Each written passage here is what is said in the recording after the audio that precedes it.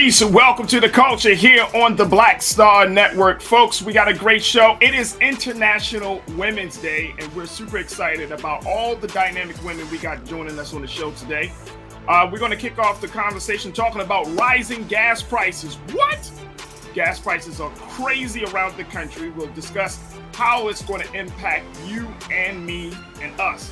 Also, we're going to check in with Ashley Banks to give us some updates about the WNBA star Brittney Griner, who is in Russia right now, and if there's a possibility that Putin may use her as a bargaining chip.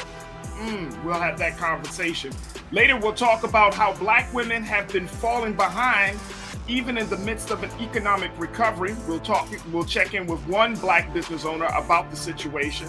And then later, Instagram got a new feature to help Black content creators. You want to know about it? Stick around. We'll get into that part of the conversation. We got a whole lot more and all coming at you on today's edition, the International Women's Day edition of The Culture, right here on the Black Star Network. Let's go.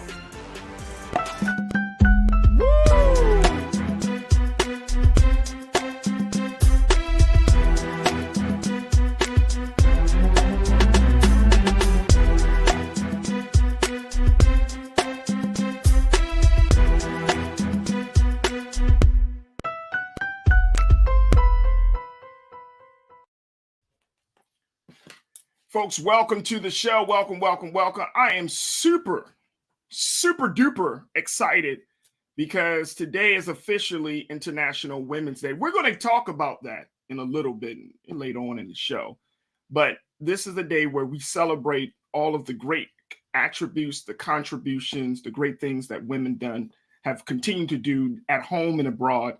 And if you haven't had a chance to really thank a dynamic woman in your life, then today is certainly the day. It's not like Mother's Day, but it's just for those women who put themselves out there each and every day. Those women, I'm talking about mothers and doctors and lawyers. I'm talking about teachers especially. I'm talking about women who are doing the work to make society better. And today we just want to say thank you, celebrate them. Let's learn the history of all of these dynamic and powerful women that come into our lives and the history of all of these women that have brought this country so far along. So today is the day to celebrate women as we continue to celebrate women during this Women's History Month. So today I'm excited because I got all women. I don't have no dudes, no men. I got all women joining me today. But the first conversation, of course, is that as we talk about women, we got to talk about gas. We got to talk about gas prices. So many people are on their social media right now, just pretty much blown away by the fact that gas prices are crazy. On this side of the country, we're looking at gas prices nearly $5 a gallon. The average gas price is about $4 a gallon across the country. That's average, folks. But in Baltimore, and in other places along the East Coast, you're talking about gas prices being closer to $5 a gallon. If you head over to the west side, to the West Coast, I feel so sorry for you folks in the West Coast. I mean, $6 and $7 a gallon. Oh my goodness. Will there be some relief in sight? People are saying it's because of the Russia-Ukraine conflict. But guess what? No one cares what's happening across the water if you can't drive your car. We're going to have a conversation. Let's bring the culture crew, my dynamic team of young women that are doing some big things. I'm very excited to have them back on every Tuesday. First, we're joined by Iman Heath, who is an entrepreneur and activist, and Lise Winnie, who is the host of Millennials Anonymous podcast. Ladies, happy International Women's Day, ladies. Happy International Women's Day. Thank you. Hey, sis. Hey, how are you? I'm good, Charlie. Love your hair per usual. Mm-hmm. Oh, yes, thank you. Yes. Y'all looking both dynamic and great and all that good stuff. So, ladies, I don't know if I know both of you. I think both of you have a car, if I'm not mistaken. But even if you didn't have a car, you probably wish you never did have a car. So I just want to correct you really quick, Faraji. Gas isn't nearly $5. It is $5. I pay for premium gas, and when I tell you, I'm not okay whatsoever. Gas is $5. I used to exaggerate when gas was $3.15 and $3.25. Oh, gas $5 is $5. No, y'all, it's really $5. It's $5. You need $600 a month minimum to drive a car at this point. Car note might be $200. Your car insurance might be $200. You said, wait a minute, how much are car notes now? Might be. I would say might be $200. Car notes haven't been $200 since the 70s. Listen, you need too much money to drive a car right now. It's ridiculous. No, car note. No, I think the average cost for car note, just very quickly, I think the average cost for car notes is about $400. Yeah, that's probably about accurate. I think the average cost is about $400, maybe $350, but I think it's about $400. But so let's throw in $250 a month for gas. Let's throw in $250 on top of that. Then let's throw in car insurance that's at least $200 on top of that. Faraji, I'm sick about it. I'm sick about it. Wait a minute. So, all right. So now let me ask you, Lise, with gas prices being at the price that they are in, does it make you rethink your routine, how you travel? I mean, yeah. I mean, when you have to pay like $50 per time you go, or 60 or 70, depending on the size of your car, it makes you think, well, maybe I don't need to go to the hospital right now. Maybe I should just wait. Like it really does make you second guess your choices of things that you're going to do. But I'm old enough to remember 2008. When this is y'all 2000 and late, like we've been through this before. Like this is not, unfortunately, this is not new. This is the same. I think the barrels, $130 per barrel, was back in 2008. There was so many people giving back them Hummers and all of those, the expeditions and big cars. I remember that. We're about to go back through that again, where you see people, luckily Teslas, and we have a lot of electric cars, because you know who's not complaining? People who drive in Teslas. They not complaining. Well, they're not complaining. That's true. But I mean, I do remember that time where, and this, the prices that gas is right now, it's actually has broken that record that was established back in 2008. So we are at a whole, like, really in an uncharted territory. Again, on the West Coast, they're seeing $6 and $7, and I want my Culture Club from YouTube and Facebook to check in about this. I mean, correct me if I'm wrong. I've seen pictures of they like $6.50, $7. If you ever been out to California, you got to drive. You just got to drive. You got to sit on that freeway. You got to move around, and it takes you about 30 minutes. It takes you 30 minutes to go everywhere, right? Just to go around a damn corner. And so, it got 10-lane highway. You still take 30 minutes. Wait a minute. All right, so 10-lane, yep, at least 10-lane highway take you 30 minutes. But what you said, Iman? In turn of the gas prices going up, like you said, you have to drive in most states. The Uber and Lyft prices have gone up. Even the group Ubers have gone up. Like, it's this domino effect is crazy. According to U.S. News, last year 245 million barrels we got from Russia as far as oil and petroleum, but most of our oil comes from Canada. But if that's the case, can we just be independent and, just work with Canada? Because they're up the street. Let's just work with Canada.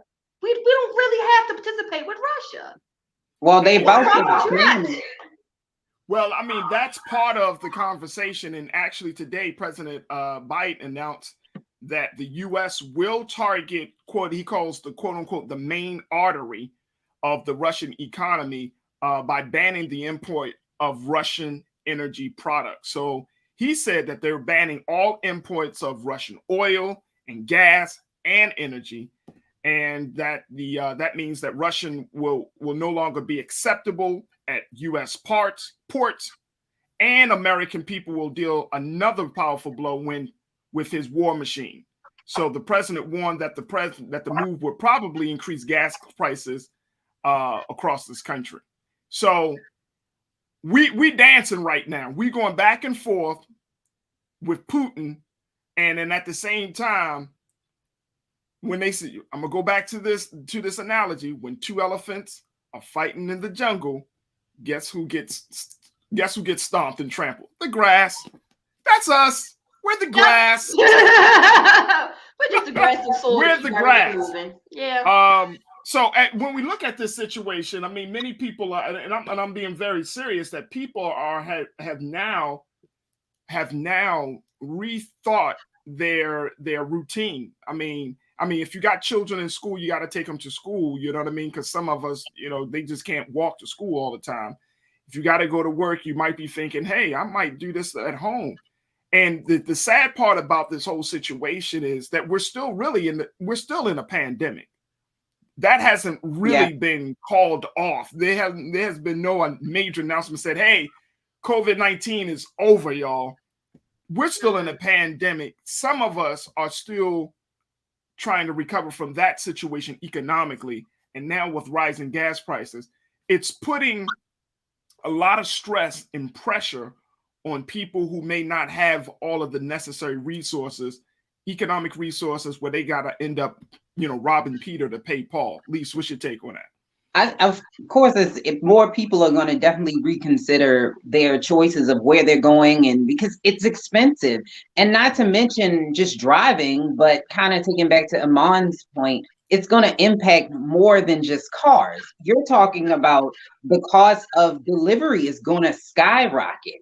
So now things like Amazon Prime and where they're going to get their money from when gas is high, they're going to raise the cost. So in the grocery store, you're going to see things get more expensive. You're going to see things get more expensive when it comes to delivery and transport and for the cost of goods and services. These things are going to start to add up. So it's unfortunate that we're just getting out of a pandemic, or they're saying endemic in some states. I think California said they're in the endemic, which is the end of the pandemic. But now we have all of this to deal with. The inflation is crazy. So I don't know, but hopefully we'll be able to do something, because we're not going to be able to keep with inflation. And then now these gas prices, no. People going to be asking, what's the least amount you can put in your car? No, and I mean, that's the other part, Lise, and I'm so happy you brought that up. We're in a pandemic. There's a war with a major superpower that has a lot of access to oil, and we're still in an inflation. An inflation we haven't seen as this high over the past 40 years. So you have those three factors creating what they call a perfect storm. I mean, it's not looking pretty for the American people. It's not looking pretty for the American people. And my hope, Iman, is that we unlike what we saw with COVID, we started off with this mantra of unity. The next thing you know, once the vaccine hit, it just became something totally different. So I'm not going to get into that. But the fact of, being in this place that this country is in right now, like the president is going to need to have people on the same page. And I'm looking forward to the polls. I'm looking forward to, after the dust settles and this dies down, if it dies down, whenever it dies down, what will be America's opinion about Biden, how he handled it?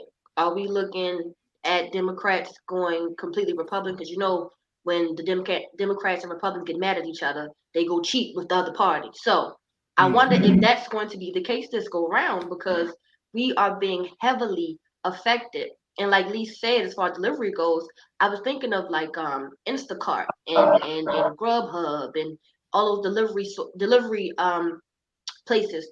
If someone is driving is how they make their money.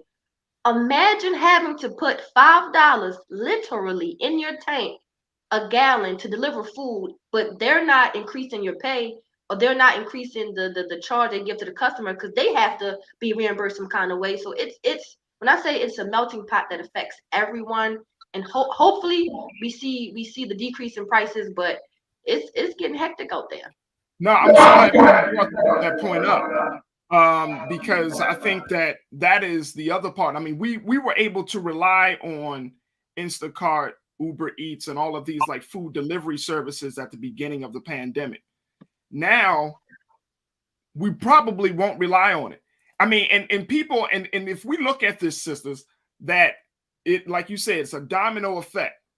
if people got to pay more for gas, then you got to pay more for trucking, for delivery. Then you got to pay more for the people that are going to do the delivery. I mean, it just keeps going. Look, people are checking in on our YouTube page. Christopher checked in, one of our longtime watchers. He said, wow, this ain't funny. No, it's not funny. You got to laugh from crying, though. You know what I mean?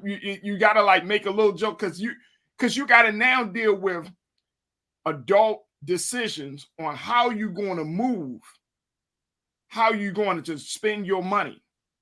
Mm-hmm.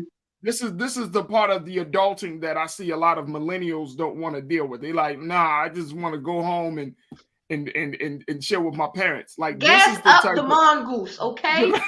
this Out the fire, is the the situation. mongoose. Yeah, this is the situation. Folks are checking in. My guy Damon checked in and he said $3.79 in Kansas City. So that's still relatively pretty simple. I need to get a book of flight. Y'all got like good barbecue and stuff. $3.79. To Kansas City. Joynet LG, she said $7 in Los Angeles. Oh, Jesus. $7 in LA. Look at that. You know what I'm saying? Like $7. I couldn't imagine. And look, and check this out. The president has to walk the fine line. And this is where I think a lot of people are going to have to, I think this is where the strategy comes in, Lise. The president's going to have to walk a fine line of trying to, quote unquote, isolate Putin, cut off any economic benefit to him and his administration and to the Russian country and to the Russian people, without squeezing the American economy. Now, some people are already saying that the impact of this hit at the pump won't be a long-lasting impact. But the way shit has gone in 2021, 2020, and now we're in 2022, it's hard for me to believe that anything is going to go according to plan. What's your take? I don't think it. At this point, just throw out the playbook. We just need to run whatever you got because the playbook is broken. Like, we can't even depend on it. But I will say that I do believe that they will be able to get these costs down eventually. Now, as far as inflation goes, there's not a whole lot, and I hate to be the bearer of bad news, but there's not a whole lot Joe Biden can do in order to get the cost of inflation down. But when it comes to gas prices, with the sanctions that they're going to put on Russia, and now they're banning those products, we are going to see this go up. So I'm hoping that at least, this is what I wish he would have done during the State of the Union, at least explain that to the American public. Like, hey, there's something coming down. I'm just telling you that things are going to get a little bit more expensive, and explaining that to the public. But, we will get out of this. He did not do that, I don't think, very well at all. And so eventually, of course, war is probably not going to last forever, but we are going to feel this for a while. And it's unfortunate that a lot of people are just digging themselves out only to just be going back down the rabbit hole with the rising costs of gas. And when you talk about like Uber Eats and those drivers, like, it will impact them because they're independent contractors. So They must pay for their gas and the maintenance of their vehicles. And you're right, they're not going to pay them. So there's a lot of Americans who left the workforce and started doing those types of jobs. So we're going to see another dip in employment and people who are not employed anymore. So I'm hoping that the Biden administration does address these things and starts to do something, although there's not a whole lot he can do, unfortunately, to get costs down. But when it comes to Uber Eats, I don't use it as much because I'm not paying $75,000 for a sandwich. It's not that much. That was on a good. Well, you know what? I mean, here's the thing. Like, I think you make an excellent point. If the president, and it's so sad because this was his first State of the Union address, and it seems like, every conversation we had, we're like, wait a minute, how come he didn't say this or say that? Like, there seems to be all of these big missed opportunities for him to speak on certain issues. And I agree with you, Lisa. I feel like the president should have said, hey guys, hey to the American people, we're going to feel some hits. Because, and again, I think that's part of why America, we always find ourselves on the short end of big conflicts. We always get we always get the stiff arm because, you know, we kind of go into these situations thinking we're going to take control. And then when it doesn't go according to plan, it's like nobody is communicating to the American people truthfully, saying, look, truthfully, this is what we're doing, but here's going to be the impact. Here's the outcome. Here are the possible consequences. I'm going to lay it out for y'all. Have a PowerPoint, something. The American people, like we are in grade school. Like, look, man, this is how this country is run. This is how oil production works. This is what we're bringing in. I mean, something. I know that it's a big situation. You can't, you know, squeeze it all in. But there needs to be something. Like, there can't be just rhetorics and saying we're going to get through this. Because people, unfortunately, Iman, can't see past the day. They can't see past the next 2 days. Today is Tuesday. They can't see past Friday. You know what I mean? They're like, oh man, I got to get through Friday. I got to get to the weekend. And they were already maintaining what we've been doing with the pay they were receiving. Now everything is going up, but pay isn't increasing. Yeah, that's the, like Lee said, people have been trying to dig themselves out to now only go back in that rabbit hole. And America feels like that cousin that calls you, hey, pull up, have a situation. You don't know the extremity of the situation. You get there, the house done caught on fire, people outside acting a fool. It's like, wait a minute, you didn't tell me all of this. You didn't warn me. So I think taking the direct approach with saying, hey, y'all, look, we know gas prices are going high. We feel you on inflation. We're doing what we can. Here's the plan. This is what it looks like. Then move on to the next subject. But like you said, at least touch it and make it seem as though we're being our plight as far as these gas prices is being acknowledged. Right. No doubt. And I think that's the type of communication. Again, I know people are checking in. They're saying, you know, Brock said, look, Brock Diamond, our president is trying, and all we do is nitpick. Sad state of affairs. No, it's not about nitpicking. This is not about nitpicking. I'm not going back and forth with the president and his messaging, his narrative, not going back and forth. We're not talking about that. I'm talking about, we knew the cause and effect. We knew Russia was going to go and attack Ukraine. We knew that there was going to be some blowback.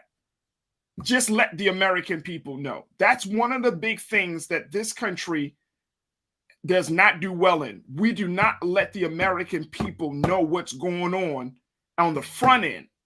Instead, we learn about stuff after articles, years, and all of this stuff has to happen. And then we're like, oh, that's what happened. Oh, damn, I didn't know that. But the presidents need to let people know on the front end and stop thinking that the American people don't have the resilience to be able to handle whatever is coming to this country. Like, we're just weak-minded individuals. They can't handle that, or we won't be able to say that, or no. Or look, if you speak truthfully about any situation, yes, the truth will hurt sometimes, but guess what? We will respect the leadership more if the truth is spoken more often. We will believe people. We will be like, okay, that was a hard pill to swallow, but at least they were honest. And now I can trust their judgment moving forward because they were honest at the very beginning versus all of this other stuff, Lise. I agree. And I don't dislike his speech. I actually think Joe Biden did better than I expected. And I get what he was trying to do. He did the laundry list that every other president has done in the past. But I think that because of the situation that we're in, the pandemic that we're in, we're in a war at the time. Well, we weren't in it. There was a war going on at the time of the speech. I think that this would have been a great opportunity to say, hey, you know what? It's about to get worse, but we're Americans. We can handle it. And there is a light at the end of the tunnel, at least that. But I'm not the person that's nitpicking because I get it. He came in at a time where I don't know. Like, he came in at a very tricky time, but I wish he would at least said, you might need to twerk something in order to get That is. We're going to end this conversation on that note. Look, we're going to take a quick pause. When we come back, we're going to switch gears. We're going to give you the latest developments with the WNBA superstar Brittney Griner.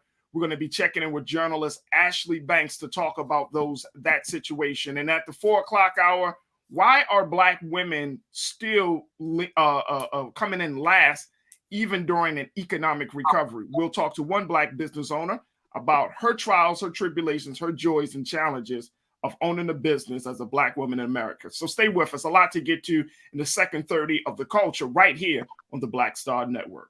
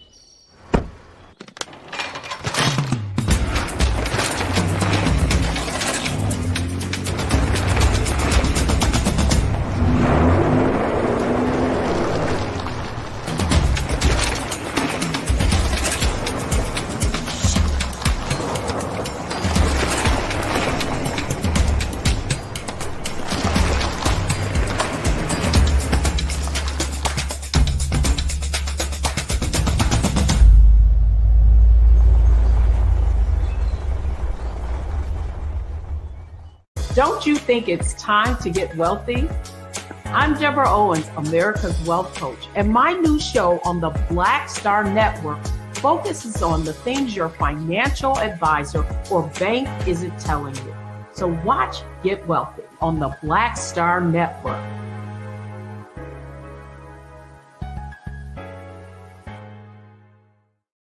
Pull up a chair, take your seat. The Black Tape with me, Dr. Greg Carr, here on the Black Star Network.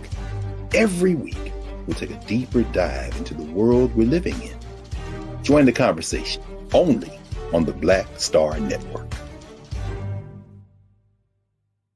Hi, I'm Dr. Jackie Hood Martin, and I have a question for you. Ever feel as if your life is teetering and the weight and pressure of the world is consistently on your shoulders? Well, let me tell you, living a balanced life isn't easy. Join me each Tuesday on Black Star Network for A Balanced Life with Dr. Jackie. We'll laugh together, cry together, pull ourselves together, and cheer each other on. So join me for new shows each Tuesday on Black Star Network, A Balanced Life with Dr. Jackie.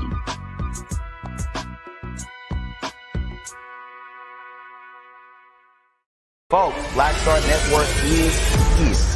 Oh, no punches! I'm real revolutionary right now. Support this man, Black Media. He makes sure that our stories are told. Thank you for being the voice of Black America, Roland. Stay black. I love y'all. All momentum we have now, we have to keep this going. The video looks phenomenal. See, there's a difference between Black Star Network and Black-owned media and something like CNN. You can't be Black-owned media and be scared. It's time to be smart. Bring your eyeballs home. You dig?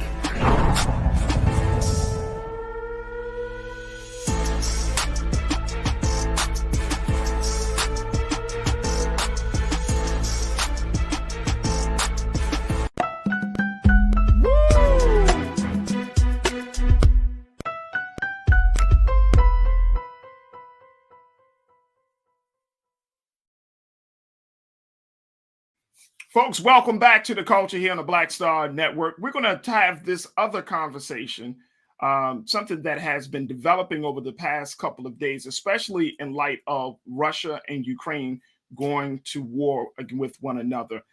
We want to talk about how WNBA star Brittney Griner, who has been in Russia for some time now, since February, talking about some of the latest developments in her case. And we want to bring in journalist who serves as a contributor for Essence and Revolt, Miss Ashley Banks, to be a part of this conversation. Ashley, thank you so much for checking in with us on The Culture here on the Black Star Network. How are you? I'm doing all right. Thank you so much, Raji, for having me. I think this is an important discussion that we're about to have.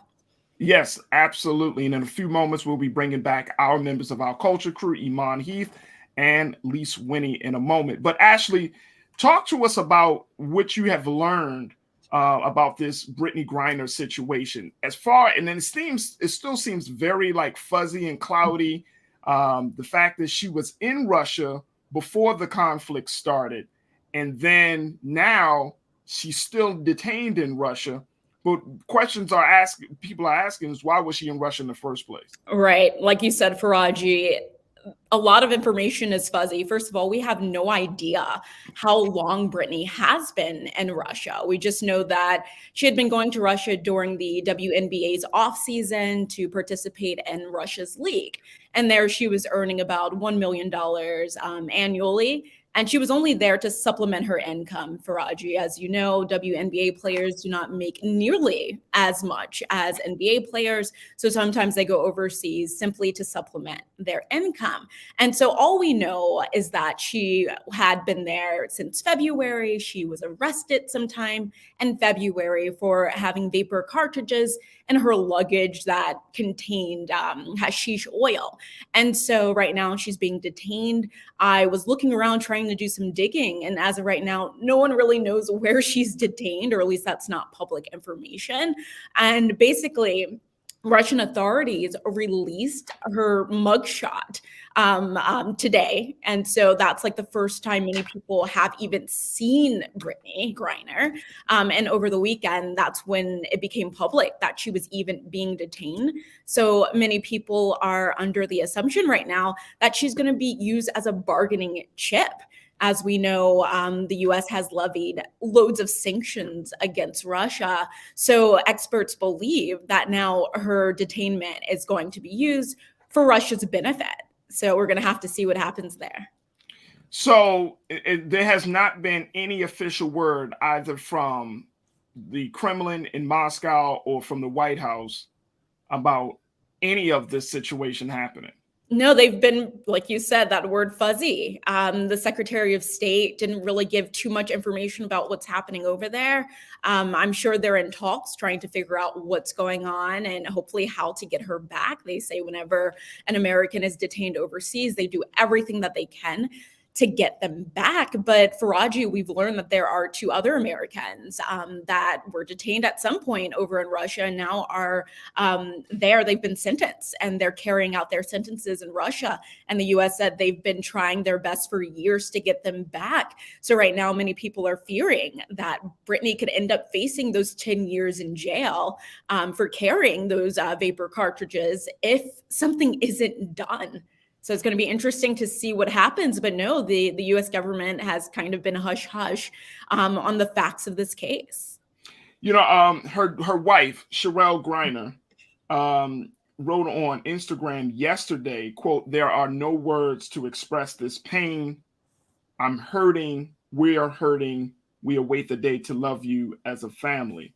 So, you know, in that same message, she asked if the family would be given some privacy during this time as they try to figure it out. But then it was also reported to Ashley that she's getting some help from Congress. So talk to us a little bit about this effort by her congressperson. Yes. So Congresswoman Sheila Jackson Lee, she made some remarks that have been floating around on social media. And she's basically demanding Putin give back Brittney Griner and just saying what Putin is doing, first of all, by invading Ukraine is utterly ridiculous. But to hold Brittney Griner simply like hostage in Russia is not okay. So Representative Sheila Jackson Lee is doing all that she can in Congress to bring back Brittney Griner, but still at this time, information is so scarce when it comes to this case. I want to bring back my culture crew members, Iman Heath, Elise Winnie, to be a part of this conversation. Iman, you played basketball. So talk to us a little bit about just being in that space where you have that access to kind of go around. Like, I don't know if you traveled abroad or overseas or anything like that. But talk to us about that experience. On mute, of course. But usually for the experience, and like Ashley said, you know, WNBA players go overseas to supplement their income. But being able to move internationally as well, it comes with a price. And I had no idea that she was facing 10 years for the offense. I had no idea it was that amount of time. But honestly, I'm gonna say it's the accountability part. You have to be able to be accountable for your actions, because again, when you are playing basketball, playing a sport, especially as a woman, there are of course double standards, but certain things we just have to triple check over to make sure we do not get caught up in the mix up or the mess, especially as far as travels. Because as far as I've learned, that WNBA players have to provide their own fund their own costs to fly and whatnot. So when you have those type of stipulations on you, especially the spotlight, because Brittney Griner is very popular WNBA player. She's a seven-time All-Star. So it's just, we gotta be way more careful than what we've been. But it's a privilege to be able to go from one country to the next to do something that you love to do. But it comes with a price. We got to be careful. So at least, and I think to the point of her wanting to go over across the waters to make some additional income, you know, some people may start to criticize that, or that could be a way, especially now, it could be a way to heighten the conversation that WNBA players need to get paid more, so that way they don't put themselves in precarious scenarios like this one. Yeah, I agree that, I mean, this is International Women's Day. We have seen that the women's soccer league now makes more money, so they were able to win that lawsuit that they had.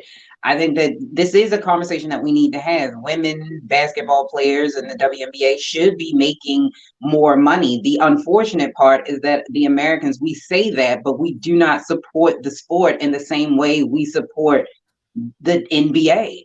If they don't have the marketing and the sponsors, and they don't have the people who are viewing it and buying the tickets, they're not going to get the higher pay. They're not going to pay them more. So as the public, we owe those WNBA players the same type of support that we give the NBA. Like, we need to buy tickets. We need to, share their content. We need to make sure that we're supporting them, so that the people at the top understand that people are going to pay to see it, and that people should put sponsors in the WNBA so that they can make more money. But absolutely they need to. I wish I could make a basket. The only baskets I know how to make, maybe a picnic basket, boo-boo, and Yogi the Bake. That's it. That's all I think.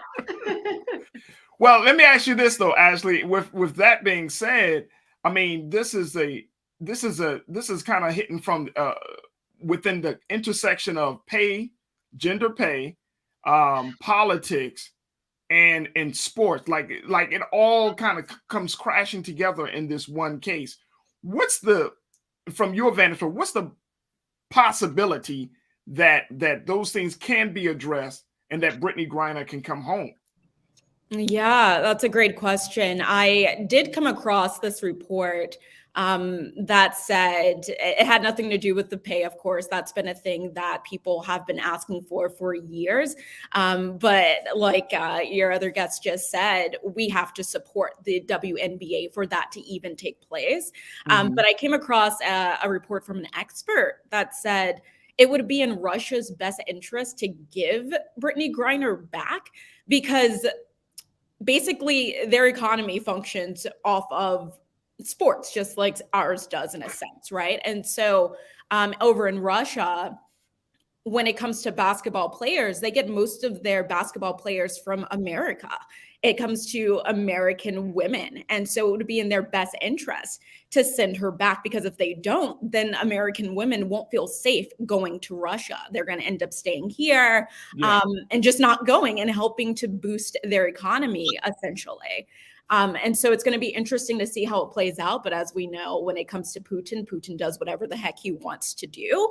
And it doesn't matter how many sanctions right now that the U.S. is levying against Russia, or other countries are levying against Russia or have levied against Russia.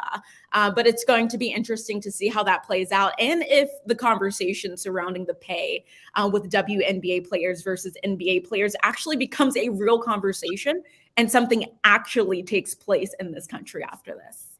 So as of right now, Brittney Griner is a political prisoner. In a sense, yeah. And that's what a lot of people are saying, that she is a political prisoner, because once again, she was detained back in February at some point. We still don't know when that was, but it wasn't until this invasion took place that Putin even made the announcement that she was detained. So in a sense, yeah, you could call her a political prisoner. It's pretty sad. She went over there simply to supplement her income and to feel equal to NBA players in this country. And now, unfortunately, her safety is at risk, and she could spend the next 10 years over there in Russia in jail. I mean, this is kind of very hard to wrap my mind around, just simply because I really, really hope and pray that Brittney is able to be released very, very soon. But I know that the tensions between the United States and Russia is very high. And, you know, with how things have gone, the language that's being used, just everything, it just seems like, you know, she might be sitting there. Hopefully she doesn't, but she might be sitting there for some time. And that's very concerning. Like, that is very, very concerning. Now, if they use her as a bargaining chip, and I'm asking all you ladies what your thoughts are about this. If they use her as a bargaining chip, is there any sense of what they might want from the United States at this point, Ashley? So my thought would be they would want the U.S. to stop with the sanctions. I mean, even today we saw the Biden administration, it announced a ban on Russian oil imports, and that's a big deal, right? Trade is a huge deal. And so they have been getting slammed economically, and it's hurting them greatly. And so essentially what I would think is that Russia would want the U.S. to pull back on the sanctions. But my fear, Faraji, is that, not to like speculate or anything, is that because Brittney in 2020, she was very vocal and outspoken about police brutality, about social injustice. During that season, she basically demanded the WNBA stop playing the national anthem. And if they didn't, then she would stop playing the game that season. She also wore Breonna Taylor's name on the back of her uniform to bring awareness about what happened to Breonna Taylor. And so I am just hoping that she's not left out there to dry, because she was somebody who was outspoken about the issues in this country. She has said time and time again that she is proud of this country, right? She has pride for this country, rather. Her dad was a Vietnam vet. He was a police officer for 30 years. And before she became a basketball player, she thought she was going to become a police officer.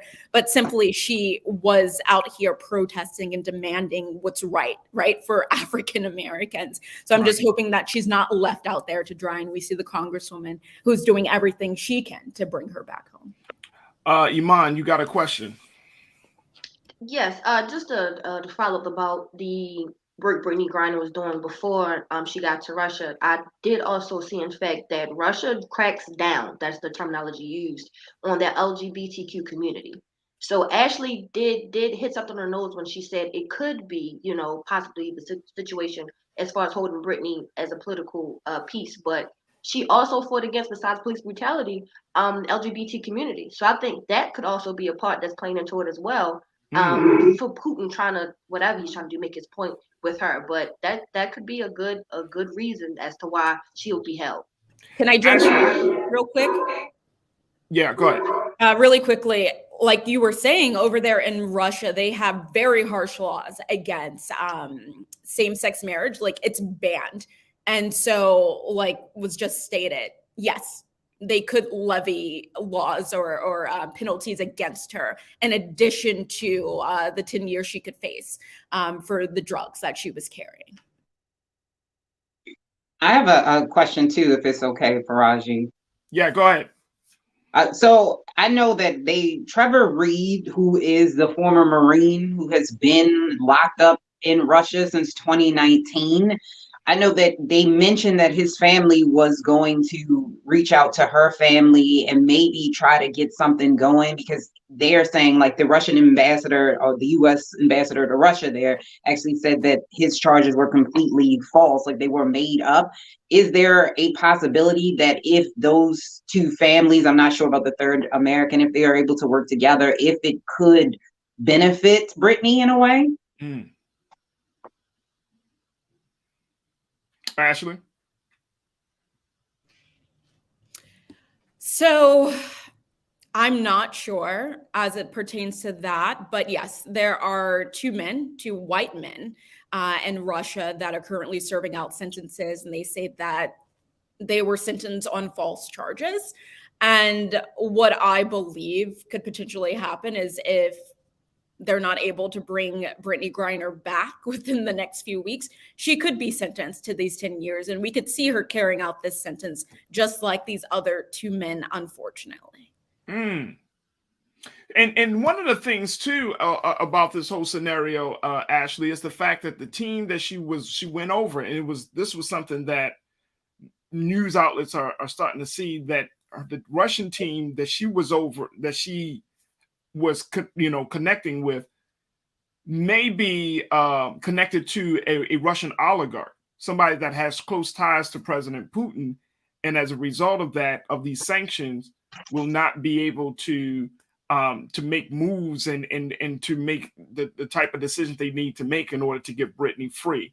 So how does that play into the situation that if her Russian team or her Russian benefactors, the people that brought her over, are oligarchs, and then now their money is dried up, they won't be able to make any financial moves. And then at the same time, here in America, we're not supporting Russia TV. We're not supporting Russia, expression of any kind at this point.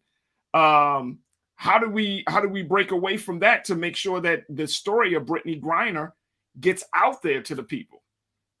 Yeah, I think simply by doing what you're doing now, and there are a lot of people on social media who are doing everything that they can, but it's up to us, right, to pressure the government, our government, to get answers. We can't leave her out there, especially right now, what's happening with Russia. Putin is a dictator.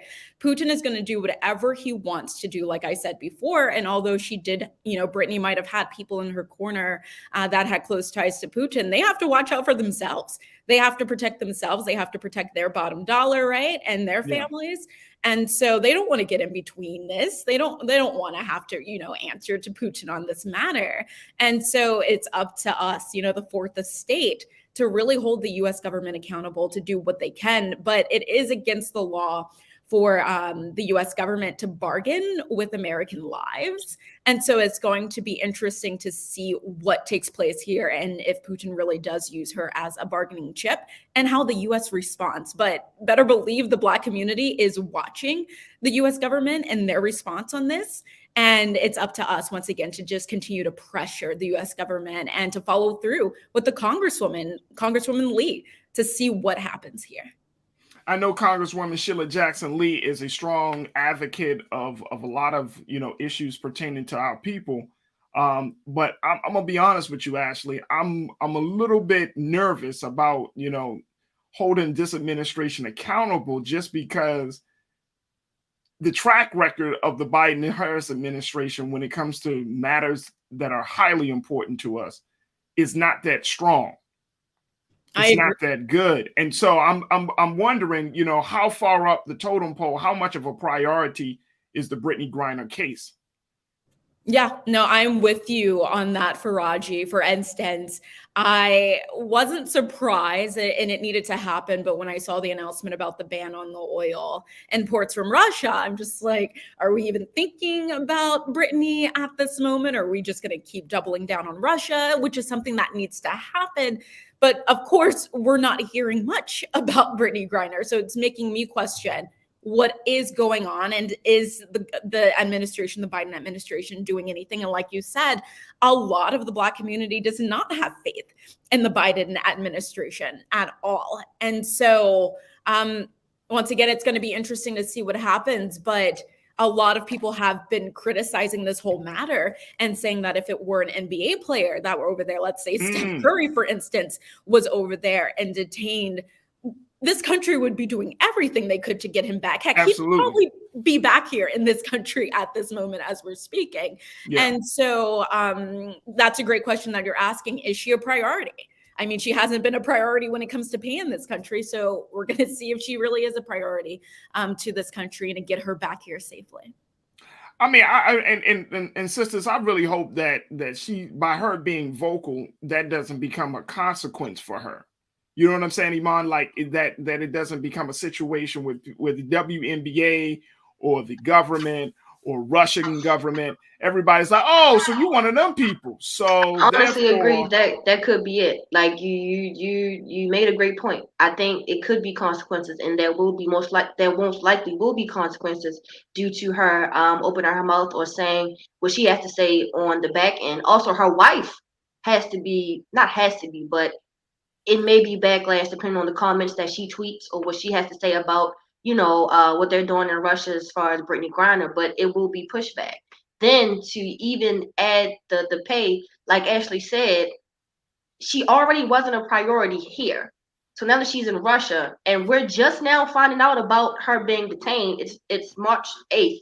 We don't know how long she was detained for February, but she wasn't a priority then. I don't think it's going to change now unless she is used as a political pawn, and that'll be it. Yeah, I mean, and I'm thinking about the other time when they had ASAP Rocky, when Trump got him out of, you remember that, Ashley, when he was, he was, I forgot what country he was in, but ASAP Rocky was over there, hip hop artist. Yeah, he wound up fighting. He got in a fight or something like that. He got in a fight.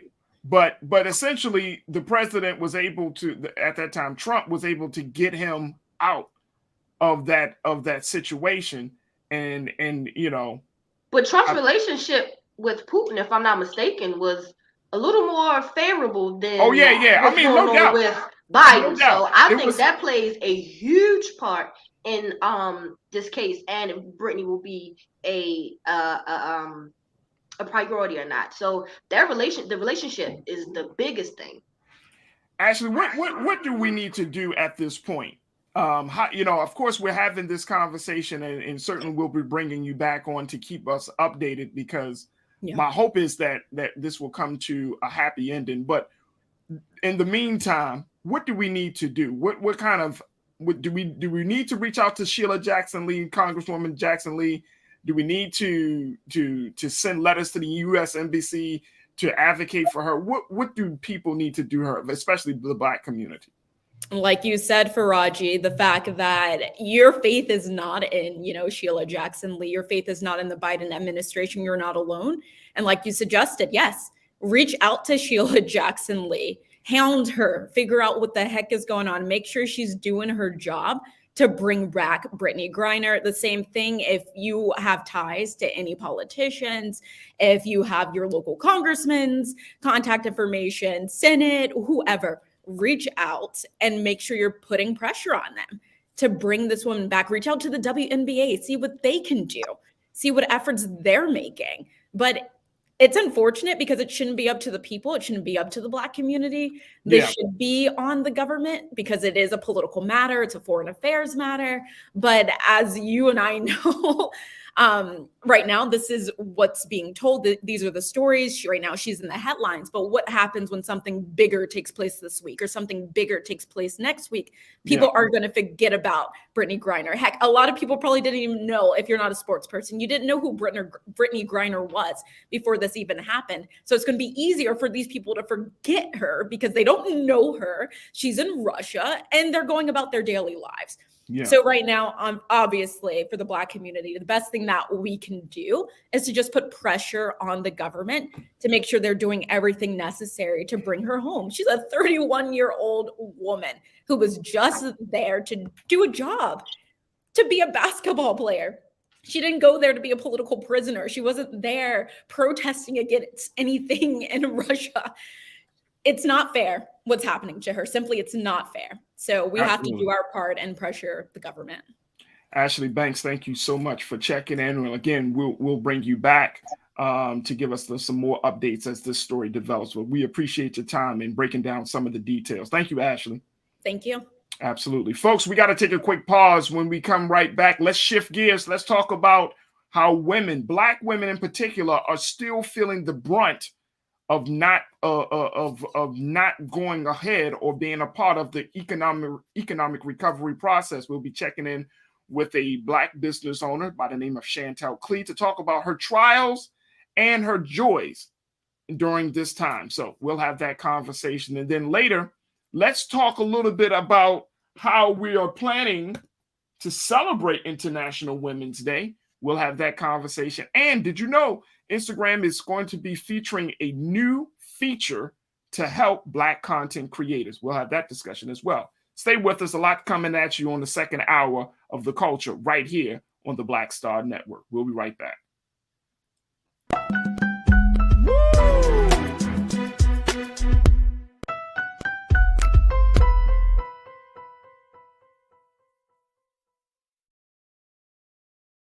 Don't you think it's time to get wealthy? I'm Deborah Owens, America's Wealth Coach, and my new show on the Black Star Network focuses on the things your financial advisor or bank isn't telling you. So watch Get Wealthy on the Black Star Network.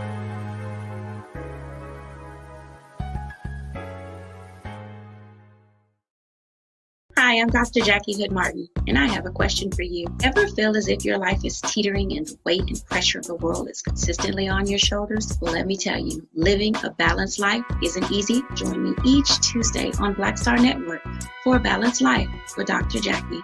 We'll laugh together, cry together, pull ourselves together, and cheer each other on. So join me for new shows each Tuesday on Black Star Network, A Balanced Life with Dr. Jackie.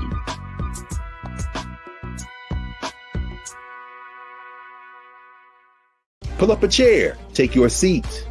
The Black Tape with me, Dr. Greg Carr, here on the Black Star Network. Every week, we'll take a deeper dive into the world we're living in.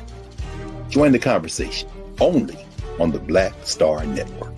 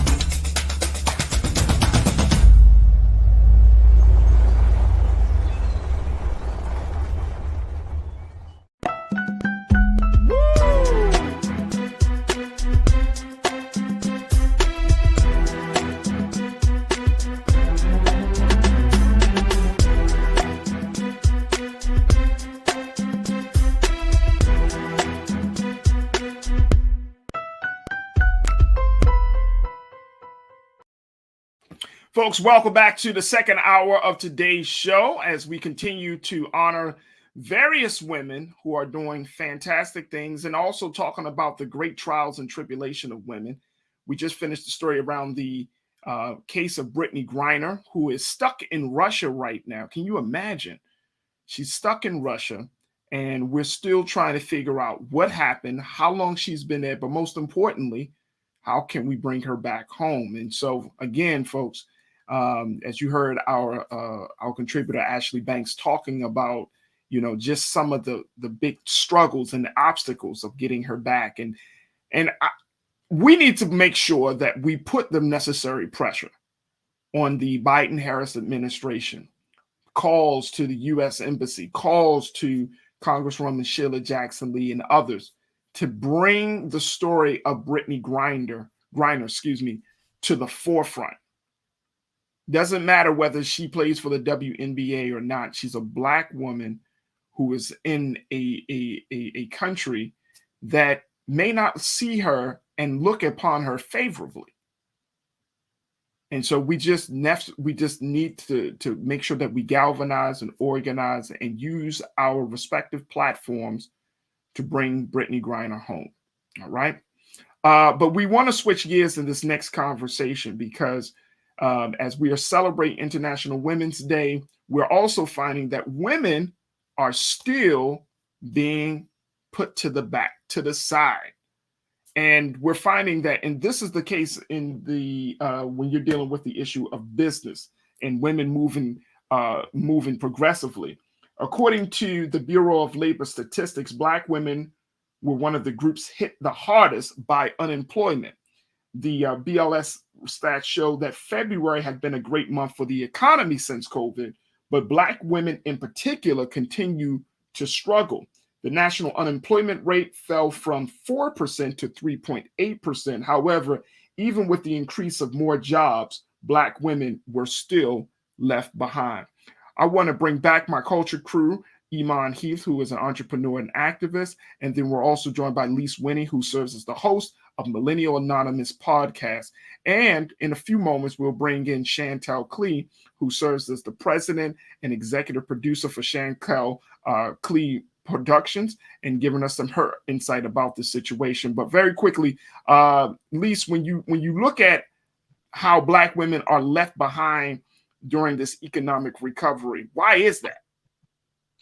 I think that's a great question. One thing I think, of course, with systemic racism, that it impacts almost everything that we do. And not to mention that Black women are not only Black, they're also women. So women tend to have to leave the workforce because they tend to rear the children. So they have to take off time from work. Therefore, they're not able to climb the same way up the corporate ladder that a man could, because they do have to take more time off of work. And then, of course, with sexism and with racism, it holds people back. I think one of the reasons why is because a lot of Black women tend to be in service roles or sales roles. Those were the roles, especially when you look at the pandemic, that were hit the hardest. So when people had to stop working, they were mostly in sales, they were mostly in, retail, and those really impacted Black women. So at this point, unfortunately, we're still seeing this same type of narrative and rhetoric, but hopefully that we will start to get towards a better place for Black women. This is unfortunate, and not just Black women, but also women of color, because Hispanic women actually make less than all of the women. So we do need to look at them as well, because they've also been impacted by not just the pandemic, but life in general. Absolutely. Iman, what's your take on this? Black women still being left behind even during this economic recovery. So according to the Harvard Business Review, 61% of Black women self-fund their startup costs. So to even try to get a loan to start a business, depending on what the business it is, and like Lee said, it's mostly retail. We go into independent health fields. We're caretakers. It's a lot more that we do as far as frontline service, and only 47% of white women go into those fields as an entrepreneur. So being a business owner and seeing both sides of the coin, it's a tough situation to be in. And why are we still having this same conversation about equality as far as starting and having our businesses? And to say that we've fallen behind, we have. People don't spend money if they don't have the money. On top of groceries going up, and like we're seeing now, gas prices going up, people have less money in their pocket to afford those services that we were providing or being able to provide, and we're going to get hit hard for it. It's going to be a very, very hard hit. I want to bring in Chantel Klee, who is the founder and executive producer of of Klee Productions, which is a small business based out of the Baltimore area. Chantel, thank you so much for joining us for this conversation. It's good to have you on. Thank you for having me. Thank you for having me. Happy International Women's Day, Chantel. Thank you. And happy International Women's Day to my fellow sisters on the panel. Hey, thank you. Chantel, so talk to us a little bit about, some of the things that you've been experiencing, because according to Business Insider, they're saying that Black women saw unemployment rate from 5.8% in January to 6.1% in February, while other groups saw their unemployment rate stay the same or fall. How is that? I mean, you're a Black woman, you own a business, you run a business, but yet it still seems that Black women are not a part of this economic recovery. What are you seeing from your side? Well, one, we have to recognize that Black women are the most disrespected women across the board, right? And so with that's one layer, right? And then we are the caretakers, oftentimes not just of our immediate family, of our children, but a lot of times we are also the caretaker of our older parents or grandparents in some cases. And so and we're also trying to make sure that we are trying to juggle the groceries and the utilities within our house. And sometimes, and we have to be real, we're helping other family members in their households. And we're still trying to be the teacher and the assistant principal for virtual school. And we also being the technology support for our business. And it's just a lot. And I think a lot of people, not just outside of the Black community, but within the Black community, they really do take the strength of a Black woman for granted. And so when it gets to the working world, they don't value what we do, what we bring to the table. However, they know who to call on when they are in a crisis, and it's the Black woman each and every time. Each and every time. Y'all don't miss, y'all don't forget, y'all always are there for us. But it seems like there needs to be more support for Black women in this country. And as a business owner, or do you feel like you are getting the necessary support that you need? There are resources out there, but do I feel like they are readily available for the Black woman that's juggling all these things? Not always. And it's for a myriad of different reasons. One, businesses are some businesses started during the COVID pandemic. So people are learning on the fly. Some people really, if you're trying to build a plane and fly it, you may not always have time to fill out the grant. You may not even have the resources to bring in somebody that specialize in grant writing to ensure that you are looked upon favorably to receive the actual grant. It's a lot of different reasons as to why we are not really getting the resources that we so very well deservingly need, because we are the ones that are birthing not just the next generation, but the culture, right? A lot of people take from our culture, but it's coming from the womb of a Black woman. Oh, but absolutely. Nobody is giving back to us at the rate in which they should. Absolutely. And from your vantage point, Chantel, in terms of not just the support, but what are some of the big challenges that you see happening that you have been confronted with that may spill over into the next generation of business women will possibly have to confront? How long is your show for, Roger? I mean, I don't. I'm trying to figure out how long we're gonna be on here, because I have how long are we gonna be? From the fact that we are saving the country from itself over and over again. The challenges in just making sure our kids are properly educated, or making sure that we actually even have, food that provides proper nourishment in our community, having elected officials that represent us, the environment. I really feel like that was a setup question for Raji. I don't know where to start. Because we have so many different elements that affect the Black woman, which then trickles down to the Black family, that we're just underrepresented and just constantly just overlooked and disrespected. But like I said earlier, people know where to call when they need help and when they need saving. and they need some get right. They call a Black woman each and every time.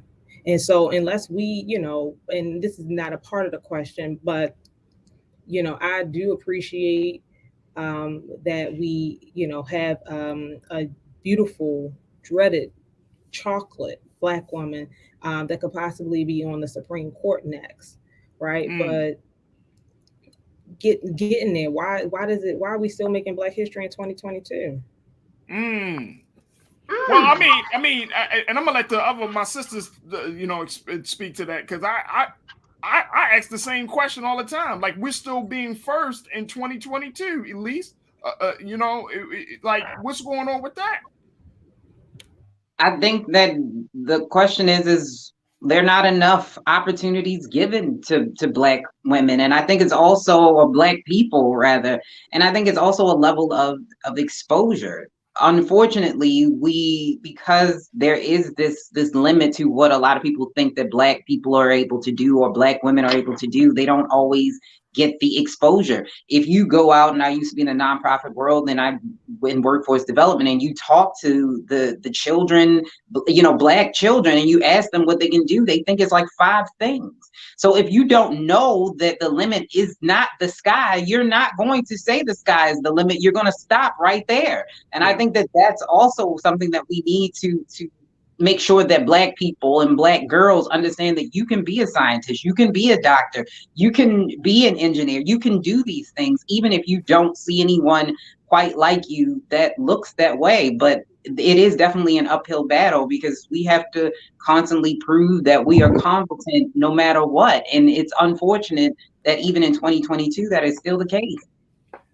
And Shan, yeah, go ahead. Oh, go ahead, Iman. Go ahead. What boggles my mind about this, like you ladies are saying, 1/4 of Black women in the general population have a college degree.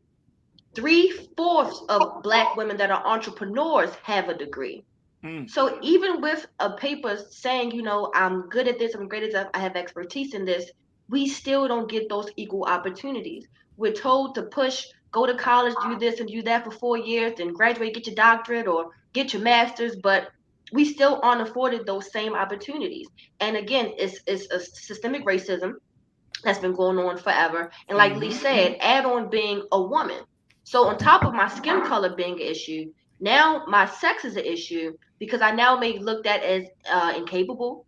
I mean, I have the same potential as a man, and this opportunity that has really swayed while we're still having the same conversation in 2022.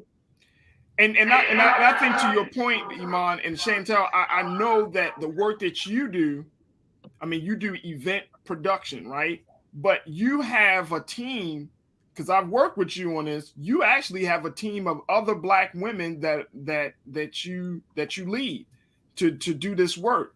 And I mean, it seems like you make an effort to bring on competent, qualified women and men, of course, but you really do make an effort to make sure that Black women are put in the space where they can succeed.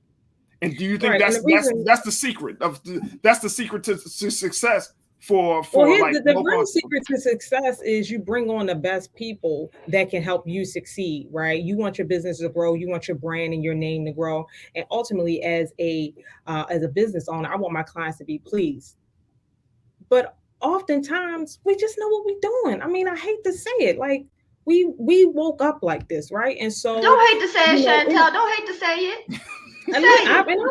I won't. I mean, I just want everybody to know, like, people come to us for a reason. It's not just because our melanin is beautiful, because we know what we're talking about.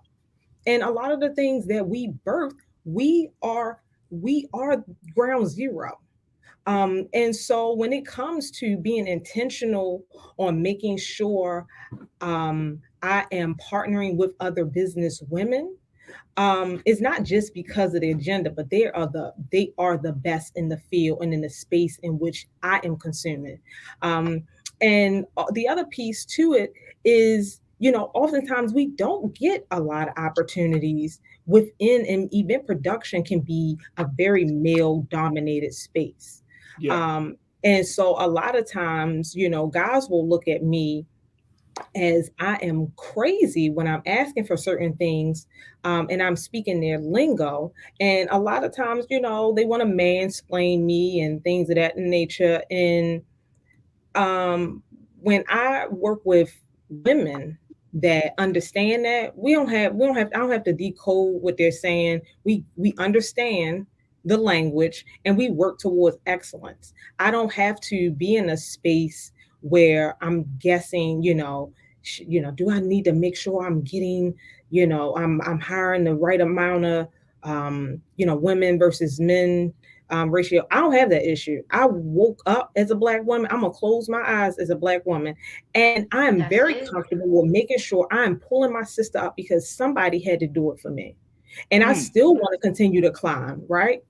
And in order for us to continue to birth this beautiful culture, I have to help support. I have to be my sister's keeper, even though a lot of people across the country don't do that for us. I know that what I do is not just supporting and entertaining and educating and empowering the Black community, but it's for my sister because she has within her the womb to give birth to the next generation. And so just on that alone, I respect that because I'm a mother, right? And having a business, birthing a business and having kids, it's a lot. And so why not? And again, like we know what we're doing. Like we come in, a lot of people are calling Olivia Pope for a reason. Right. And everybody looking at Black women like we're all Olivia Popes in whatever field we're in because we know what we're doing. And when the country need help, who they call? They're coming to Black churches on Sunday mornings. They're making sure they come in there on when they wear the good big hats, whatever Sunday that is. Right? Their political campaigns are making sure that they understand what Sunday is the best Sunday because they know they're gonna touch the pews where the Black woman resides. Amen. Iman, go ahead. What's your take? Or what's your thoughts on that? Like she was saying, we have to be the ones to pass the baton. We have to be the ones to say, you know what, sis, I see in this area something may be off. Let me help you.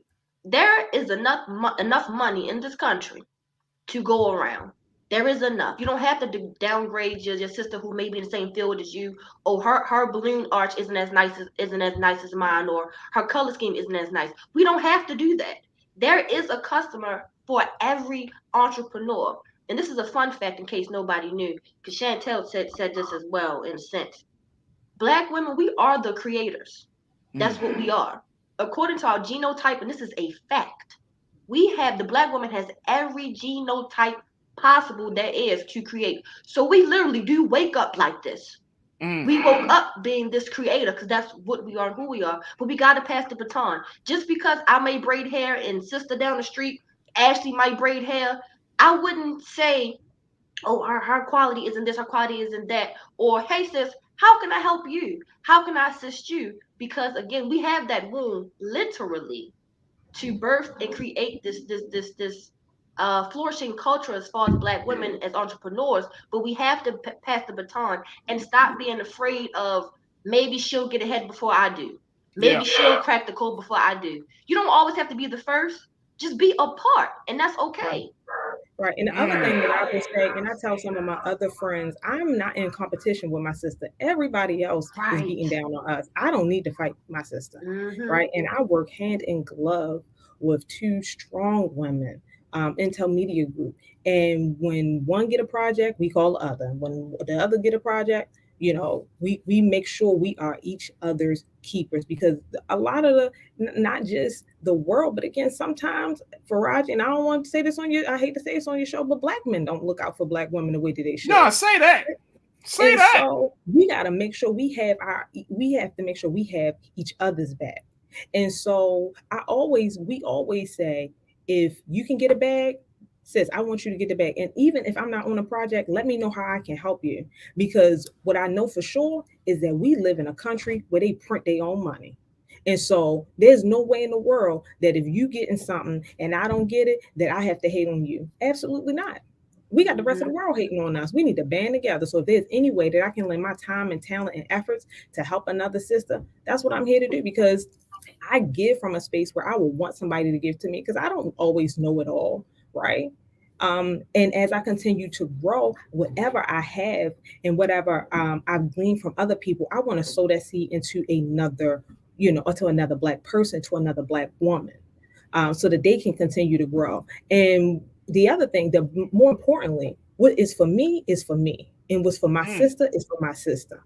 And so me hating on another sister is not going to stop the blessings that I have for me, because just like these glasses I have on my face, my prescription is for me to see through. That's what God gave me. So what he has lined up for me is for me. And if I give my sister my glasses for her to see through, she's not going to be able to see through. You know why? Because that prescription is not prescribed for her. She has her own glasses. She has her own lens to see through. She has her own journey. But who's to say that I can't help to make those corrections? When the doctor is you're in the doctor's chair and they're flicking the different little nozzles or whatever. Why can't I be that person to help make the adjustments to make it a more cleaner or crisper or a smoother path for my sister? Because the way in which I give is the way in which God gonna bless me back. So I want my sister to win. When my sister win, I win. So when we look at this situation, Lise, and hearing Chantel, I'm inspired, but I think one of the big things is that, if Black women aren't getting support from the industry, and then Black women aren't getting support from the community or at home, then there's still some work that needs to be done, especially bringing Black men into a space to respect the Black woman enough to want to support her.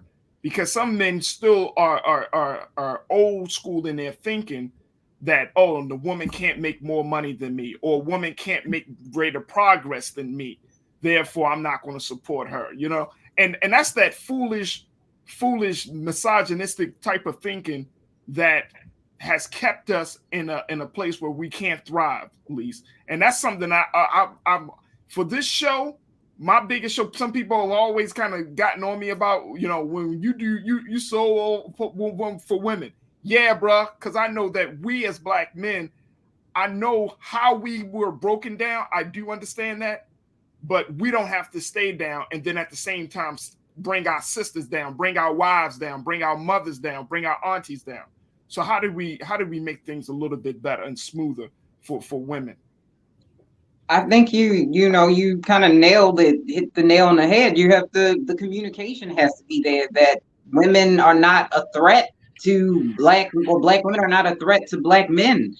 In that way, it can't be us against them, and if they succeed, we can't succeed. So having that open dialogue and the communication and making sure that people know that you can run your life the way you want to, because I think sometimes men get into this old school, that's the way my grandfather did it, so that's the way it has to be, or that's the way it used to be, and that's the way it has to be. And so making sure that everybody understands that it doesn't have to be that way.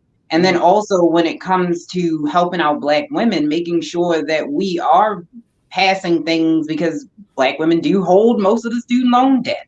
So making sure that there are bills and things to help Black women with student loan debt, making sure that Black women who are the fastest growing entrepreneurs or the business owners, making sure that they're getting support. We're seeing more and more companies that are offering them loans and offering them grants, but we need more of that. And we need people to go out and support. If you see that there's a Black woman or Black owned business, make sure you support that business and you share it.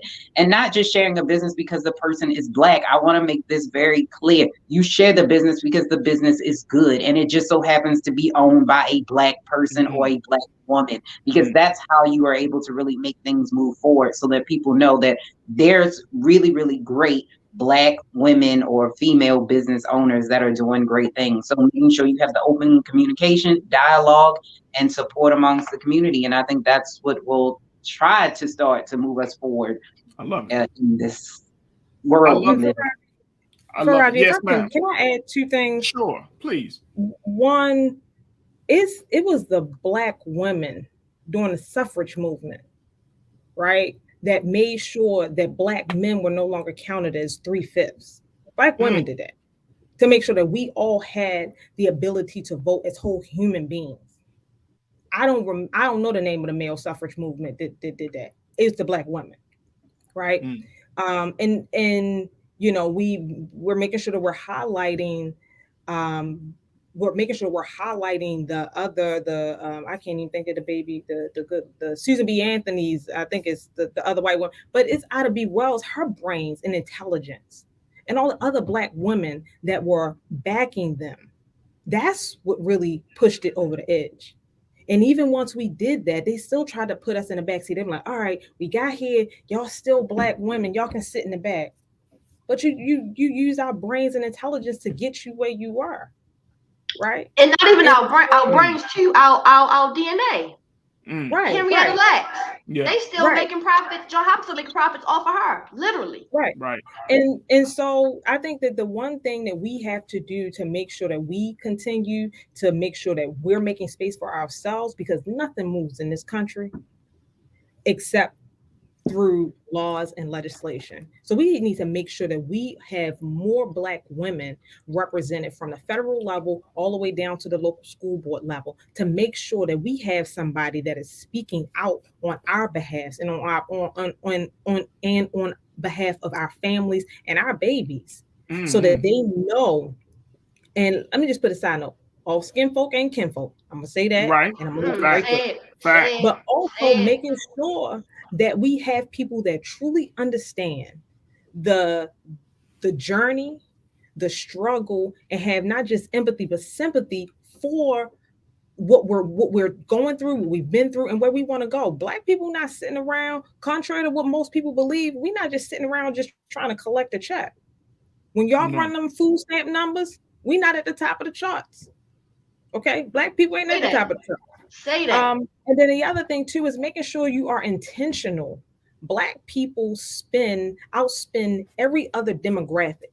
We run this country through our dollars, not just through our dollars, but through our votes. So if we're not being intentional on making sure we are spending our money in our community, we're going to keep having this conversation because we're not being intentional. Now, we'll go into a store and let a white company or a white establishment disrespect us and our dollar, which is our voice and our vote, and keep coming back. But let you go into a Black establishment and they are late for whatever reason, or they're behind. You want to drag that individual, you want to drag that company, but you don't go back to support them. And then you're back in the same cycle, fussing about what's not right with your community, what Black people are not doing. You did not take the time to say, hey, brother, hey, sister, this was my experience. This is how you can improve. And making sure that, I'm going to come back and I'm going to bring somebody with you so that we can go through, what customer service should look like, or whatever the experience is, how you can come back to support. Because one thing that we don't do is be intentional on making sure, or what we haven't done. I won't say what we don't do. What we haven't done on a consistent basis is making sure that we come back to support other Black businesses. And we really do have to realize that money is printed in this country. Go straight down $2.95 to the Mint. Go ahead. And so you don't have to overdo or overshadow or outshine somebody else, or be the gatekeeper and not let other Black people to the table. You can share the wealth because we print our money here. Chantel, I couldn't have said it better myself. I am just so grateful for your time today because I think you gave a perspective, but most importantly, you've inspired a lot of us to think differently about the role of Black women, even though Black women are behind, economically, according to the reports. Y'all are far ahead, and there's no doubt that y'all will continue to pull ahead. And look, you got our full support on this side, on this platform, on this network, because I know without a shadow of doubt, as long as I've been doing media work, there's nobody more loyal to listening or watching you than Black women. I know that. I absolutely know that. And so it would be absolutely insane for me to not just speak to your interests, but to create a space where these conversations could happen. So I'm just grateful, and I thank you so much, Chantel, for your time today. Thank you for what you're doing for other sisters. Absolutely. Because these sisters right here, Lisa and Iman, they're gonna keep me in check, Chantel. They're gonna remind me. Listen, I don't mind gathering him. What we drink? Like, let's get it together. It's appreciated. And then I got the other one who's not on here. She will keep me in check as well. My wife. Right. So that's all good. Chantel Clee, who serves as the executive producer for Clee Production. You can find her on Instagram and Facebook. But Chantel, thank you so much. We'll certainly bring you back here on The Culture on the Black Star Network. Appreciate you. Thank you for having me. Absolutely. Folks, we got to take a quick pause. When we come back, let's talk about what Instagram is doing to benefit Black content creators. We'll have that. And of course, trends, posts, and doing the most. Stay with us. It's The Culture on the Black Star Network.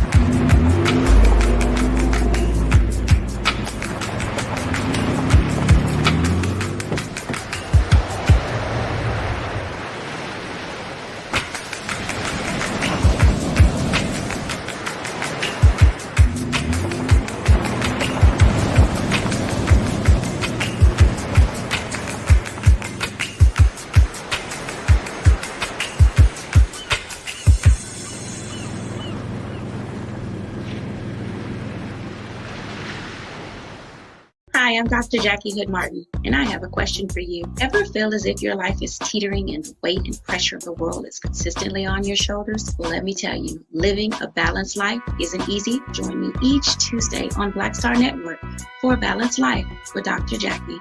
We'll laugh together, cry together, pull ourselves together, and cheer each other on. So join me for new shows each Tuesday on Black Star Network, A Balanced Life with Dr. Jackie.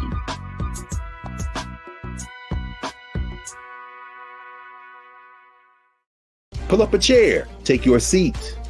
The Black Tape with me, Dr. Greg Carr, here on the Black Star Network. Every week, we'll take a deeper dive into the world we're living in. Join the conversation only on the Black Star Network.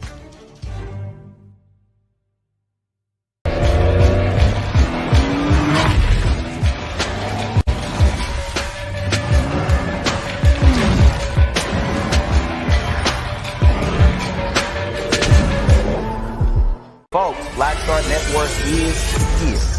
Oh, no punches! I'm real revolutionary right now. Support this man, Black Media. He makes sure that our stories are told.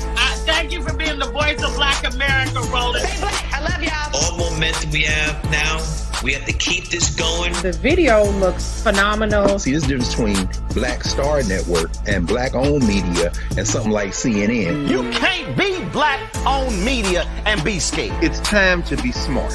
Bring your eyeballs home. You dig?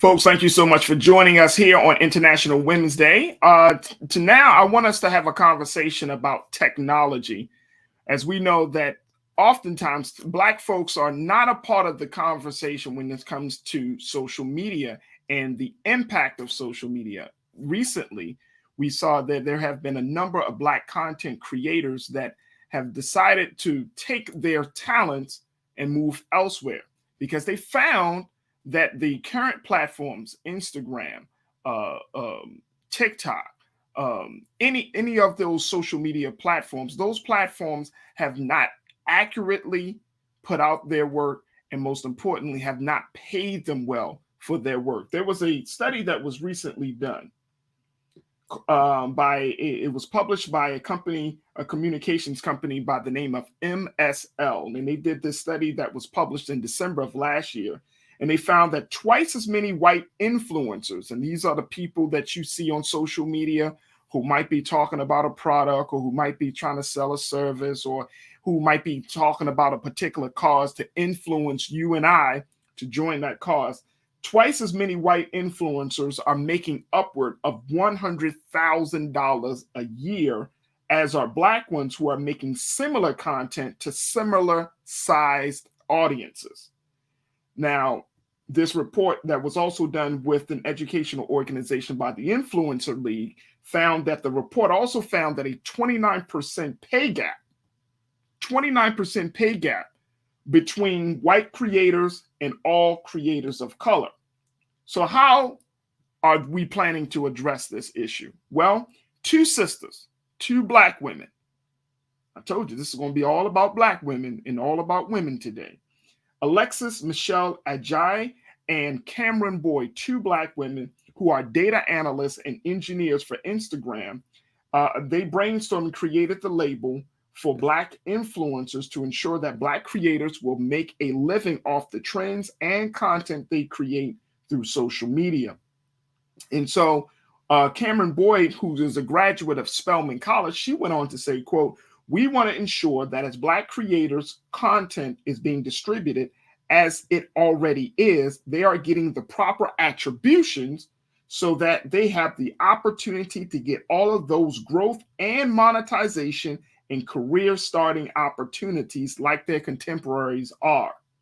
It's really critical as we're moving toward this new age where creators are so important and creators are really able to use their craft to support themselves in their lives, that Black creators are getting the same opportunity as they're already creating the content." I want to bring back my culture crew, Iman Heath, Lise Winnie.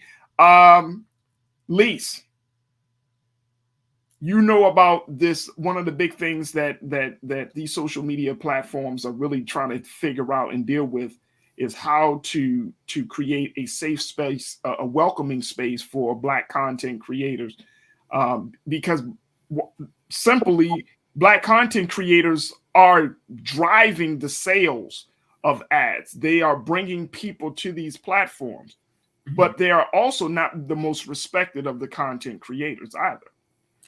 I agree.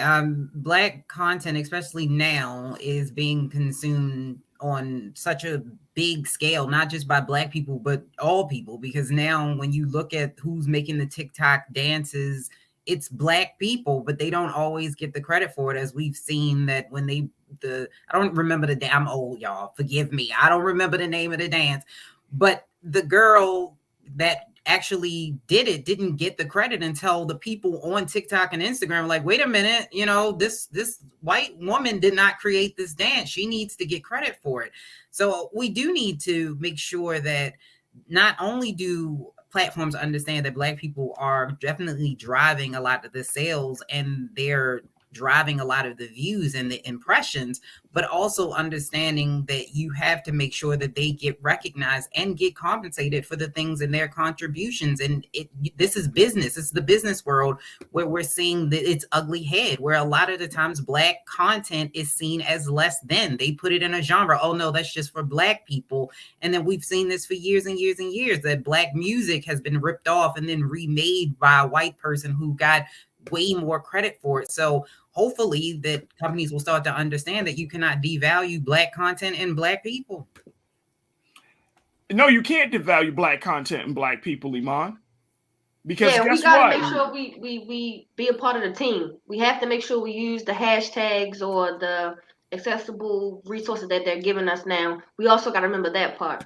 They can give it to us, but we got to use it as well. And like Lise was saying on TikTok, I believe you're talking about the dance with Megan Thee Stallion dance with Cash something. I know exactly what you're talking about. Let's go with that. Huh? Let's go with that. Yeah, we're gonna go with. I think that's what you're talking about. Yeah, they wound up getting their credit for it, but after everyone made a big deal about it, so we just got to keep that ball rolling. It's a good ball. it's moving. But we got to keep it rolling. Don't forget to add those hashtags and whatnot when Instagram does give those like buy black. I don't know if you want to call it a I don't know the hashtag or what they call when you press that little paper thing in the corner, but we got to use it. Got to use it. Got to use it. Got to use it. Yeah, I mean, and I think that it's not just about a hashtag as much as it about creating awareness, right? It's just as important about in a few moments. And Keenan, if you can pull up that I want the people to see these two dynamic sisters they're changing the game at Instagram, because let me just tell y'all folks, women, particularly black women, are not in those tech spaces to think about black content creators. I always go back to this. When you go on social media, this is the mind of white men, young white engineers, brilliant, but they're not thinking about black content creators. The algorithms don't think about what we as a people in our culture. It doesn't take those things into consideration. A lot of us don't even understand what the algorithm is. I just caught on to what the algorithm is and learned about it, I want to say the beginning of December, just catching on to the trends and the reels and the certain sounds to use and what time to post and what hashtag to use and what order. It's a equation to it all. A lot of us don't even know. So like you said, we need to be more considerate of those black content creators who don't get thought about because of who engineers the platforms.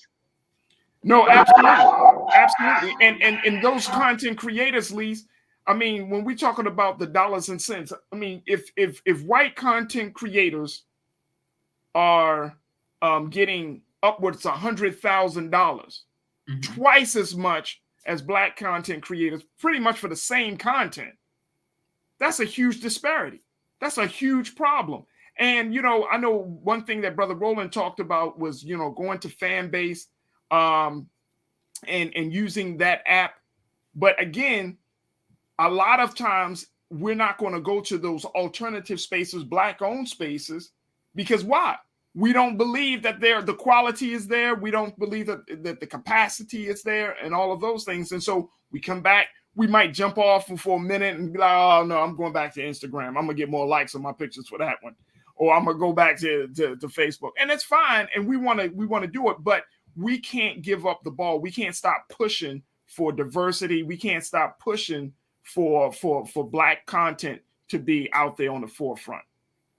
Yeah, I agree with you 100%. When you look at it's not even just, I think, the black apps, because unfortunately white and black people alike devalue black things. So if it's black owned, we look at it slightly differently. We look at it with the side eye. We think you can get a discount if you walk into a black establishment, or it's not worth whatever the product is that they're selling. So I do agree with that, I think. But also, when you're looking at influence, you need the bigger stars and influencers in order to get on those apps. It's going to be very hard for a black influencer, because if they are making money, now that most of them aren't, for them to give up that paycheck in order to move to the next apps without a guarantee that they'll be able to make any money at all. So it does take the people at the top when it comes to influence in order to make a difference when it comes to apps and getting people on those apps. But when you talk about engineering and getting into IT, we do need, and this is again making sure that the girls, black women and black men and boys know that this opportunity is out there. If you don't see anybody doing that, you don't know that there's an opportunity to do it. So making sure that our children also get that exposure so that we can sit in those seats. Absolutely. Before we wrap up the segment, Keenan, if you could please pull up, I just want to see, look, these are the two sisters behind this effort. These are the two sisters behind this effort, folks. Data analysts for Instagram. They look so relatable. Like they look like, you know what I mean? They look like somebody you have a glass of wine with, right? Yes. Pour the tea, sis. Absolutely. But this is Sister Cameron Boyd And this is, let me make sure I get the other sister's name, Alexis Michelle Ajayi and Cameron Boyd. So these are the two women, data analysts, engineers for Instagram. These are the two women behind making sure that Black content creators are getting their proper respect and getting the money for their content. Black women being the backbone yet again. You got to be at the table. Look, let me tell you.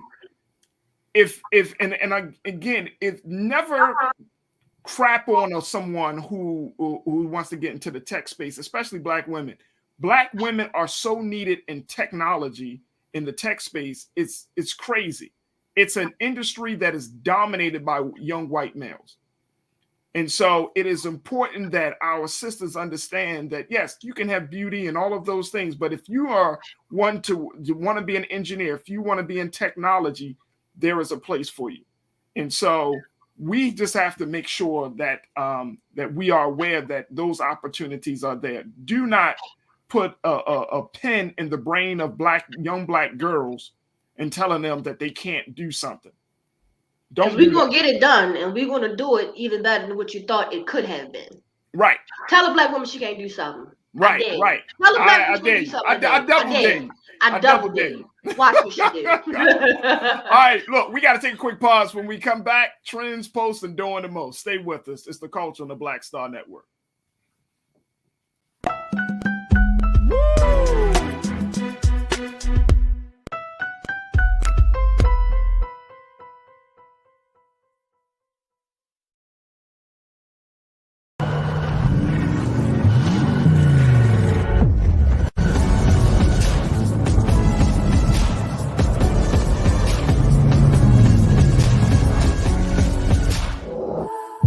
Don't you think it's time to get wealthy? I'm Deborah Owens, America's Wealth Coach, and my new show on the Black Star Network focuses on the things your financial advisor or bank isn't telling you. So watch Get Wealthy on the Black Star Network.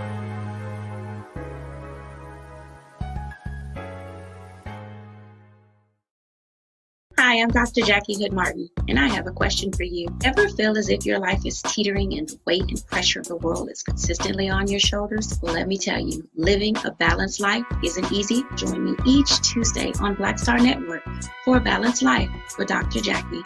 We'll laugh together, cry together, pull ourselves together, and cheer each other on. So join me for new shows each Tuesday on Black Star Network, A Balanced Life with Dr. Jackie.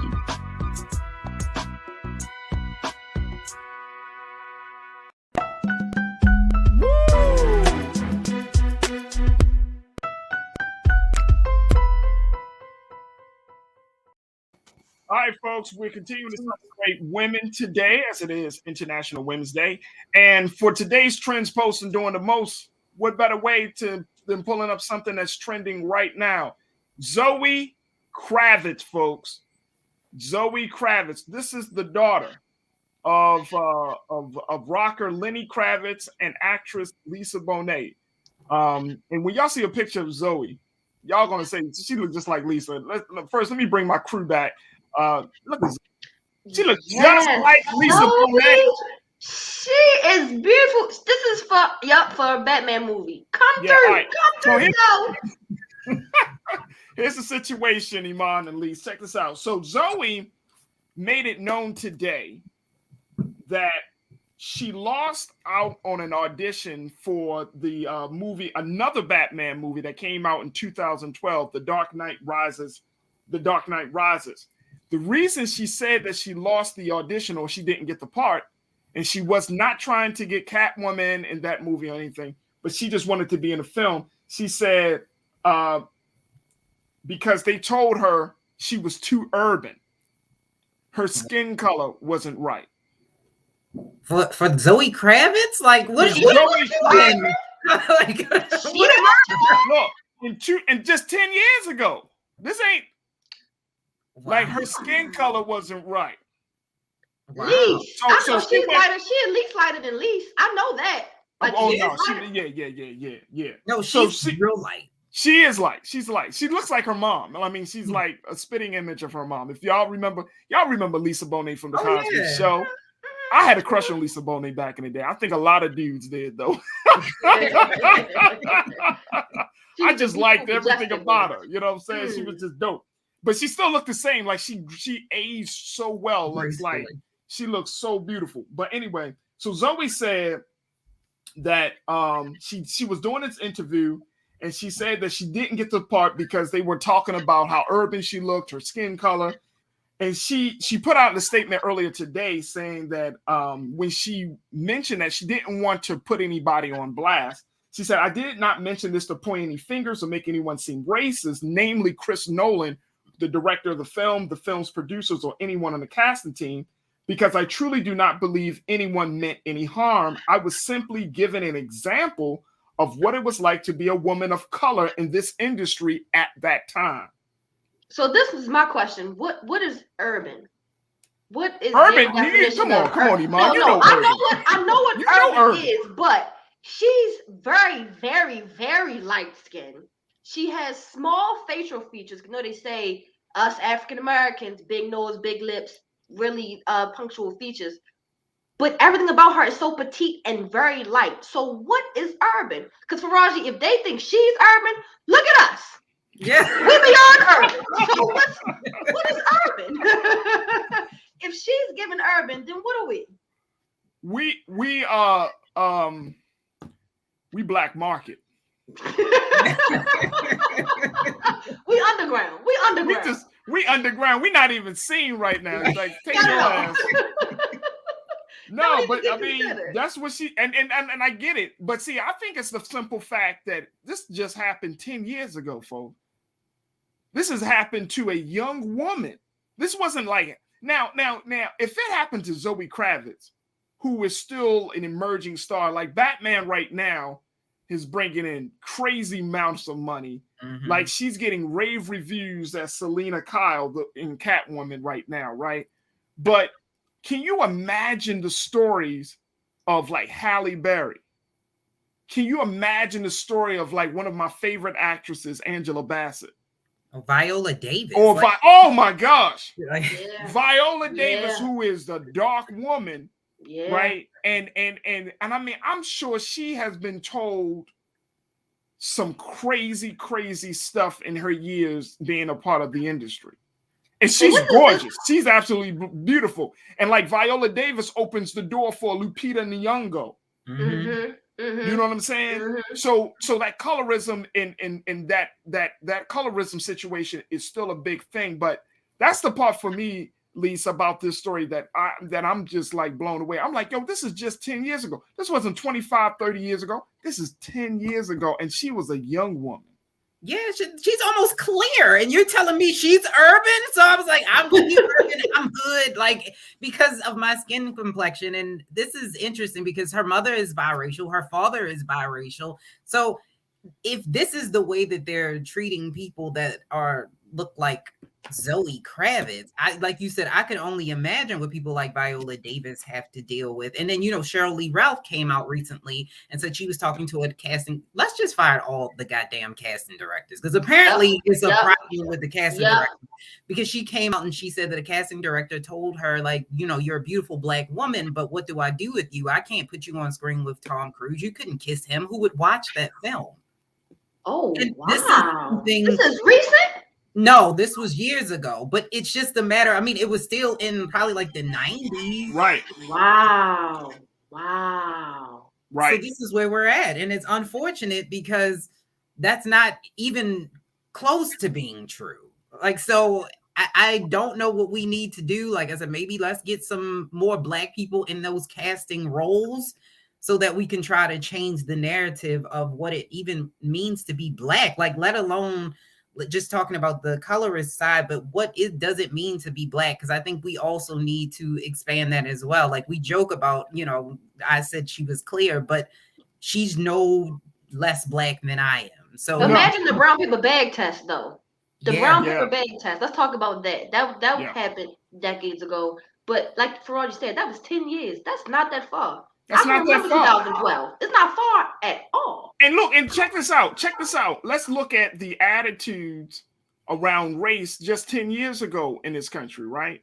Like we're seeing a lot more, of course, now I think we're seeing a lot more interracial couples. We're seeing a lot more, dark skin, interracial, yeah. You know what I mean? Dark skinned women and men. Like, when I think of on a dark skinned men, from Chadwick to my man from This Is Us. I can't remember.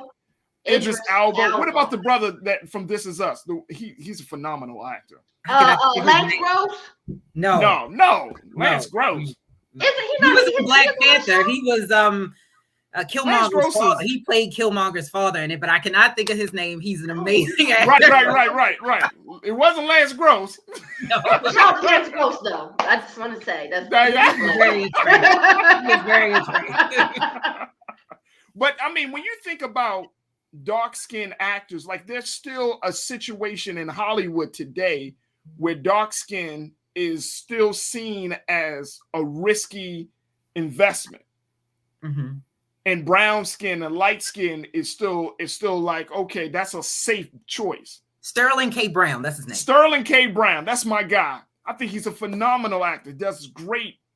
Even Mahershala, I think I'm saying his name correctly. He's going to play Blade. He's going to play Blade, right? Ooh, but then you speak of Blade. Imagine what Wesley Snipes probably had to go through. Like he was typecast for being too dark. You know what I mean? In some of the films. So you never really saw Wesley Snipes in like a love story. Right. He was always the villain. He was either the black man, like, you know what I mean? The strong black man that, I never thought about this. Yeah, I never thought about this So the colorism situation is so big, and I appreciate Zoe coming out about it. I mean, I know she says she's not trying to make it a big deal, but I think it's important that women share their stories, because if we don't know their stories, we can't make the change. Absolutely. I agree. Yeah, I agree 100%. I've been called urban, and so I understand what that feels like. So I think that more women should come out and speak and tell their stories, especially about colorism, because I've met way too many people, black and white, that don't think that it exists. Oh, absolutely. And here's the crazy part. Here's the crazy part, ladies. If we, as the consumers of film and television, if we get caught up in colorism, then that's why these big movie production houses, they can do what they do. They can say certain things to certain actors and actresses because they say, "Oh no, but the people, the film goers, they don't like that." So they hide behind us. So we have to make sure that we're not putting in ourselves where we need a light skin or a dark skin actor, unless you're playing a role like a biography or something. You're trying to get close to it. Right. But let's keep it real. Denzel Washington does not look like Malcolm X. Listen, not at all. And I can keep it real. Black Hawk and Hawkeye becoming Captain America. I'm going to be honest. Even as a black person, can we keep Captain America white? Like I don't like the.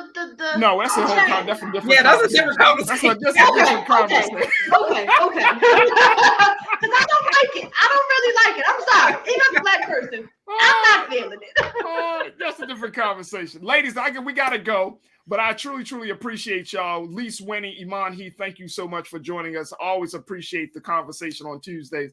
So thank you again for joining us. Again, happy International Women's Day, sisters. Y'all continue to be great in everything y'all do. Thank you. Thank you. All right, folks, that's going to do it for us. Big shout out to Zoe. Big shout out to all the women. We thank Chantel. We thank Ashley. Thank you. All of the ladies out there. This is your month, but if you're doing some really, really incredible things, you know what? I would love to hear your story. So just email me at faraji@blackstarnetwork.com, FARAJII@blackstarnetwork.com. Also, you can find me on Instagram at Faraji Muhammad, on Twitter at Faraji Muhammad, FARAJII. You see my handles right there at the bottom. But I would love to hear the stories, and I just want to make sure that we are creating a platform for women. Big shout out to my wife. She's the one that's behind this whole thing called I Call Her Queen. Got merch. She does art. I mean, she does phenomenal things. She is a phenomenal woman that's doing a lot of things. She's an educator. You know, we have her on the show.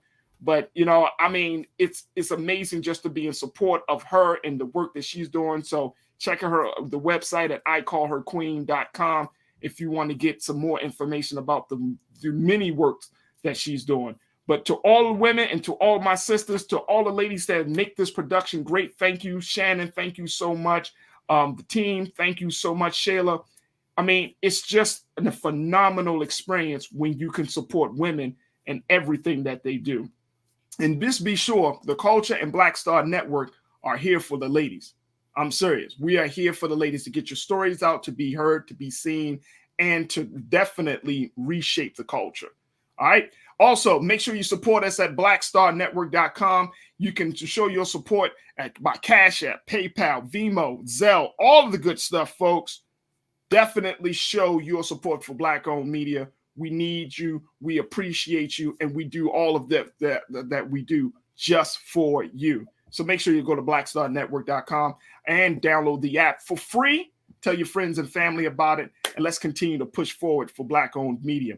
That's going to do it for me. Stay tuned at the 6 o'clock hours. Roland Martin Unfiltered. As always, never be afraid to challenge what's wrong. Stand for what's right while being yourself in the process. God willing, we'll talk tomorrow for another exciting edition of The Culture right here on Black Star Network. Happy International Women's Day. Peace.